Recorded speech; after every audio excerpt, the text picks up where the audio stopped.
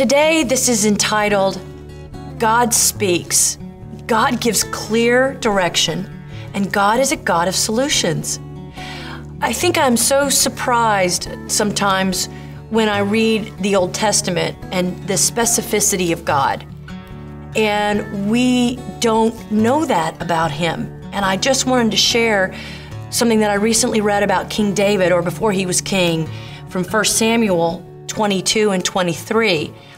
But God is a God of solutions. Okay, so listen to this. So this is, of course, David is in Saul. He's running from Saul, King Saul. He's fighting the Philistines. So I pick up in 1 Samuel 23.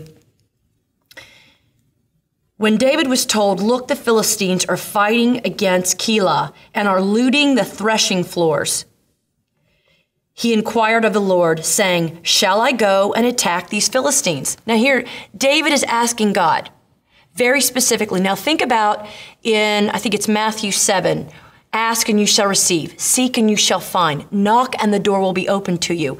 David is asking a very specific question. God, shall I go and attack these Philistines? The Lord answered him, go attack the Philistines and save Keilah. That is very specific. So now, naturally, go attack the Philistines. Well, then what happens? David's men are scared, right? But David's men said to him, here in Judah, we are afraid. How much more then if we go to Keilah against the Philistine forces? Because they're big, they had more men. I mean, that was the Philistines' very, very powerful force.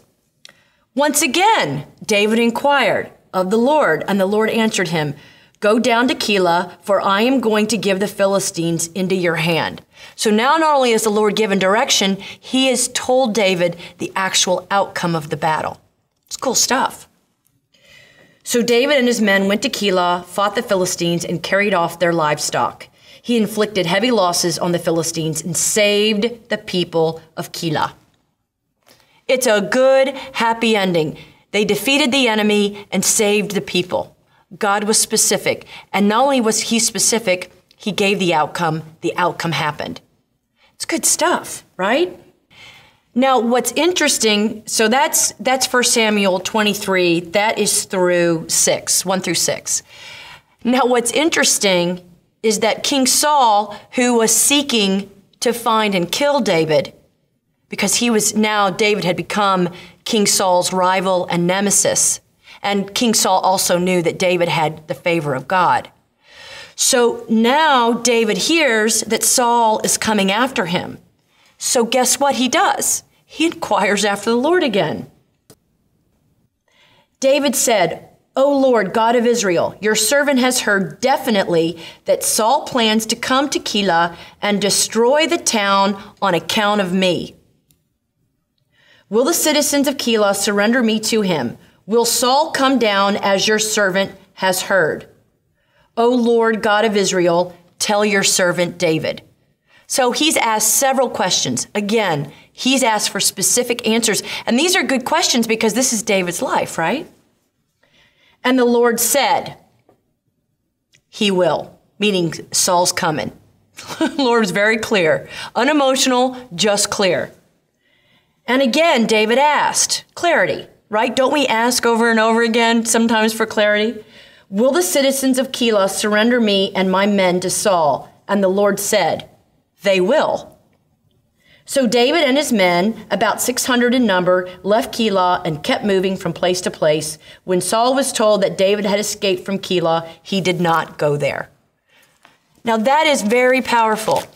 Had David not asked of the Lord what might happen, and the Lord been very specific and clear, David might have stayed. David would have been killed. The people, possibly also.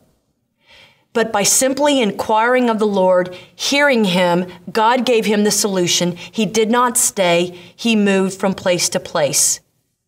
Saved himself, saved the people of Keilah. End of story. It's good stuff.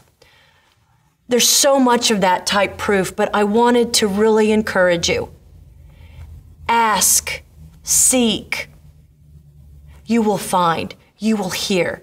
God is a God of solutions. The solution may be the next step, or it may be to wait on something, but trust him fully, as it says in Psalms 42. I love you, and God bless you.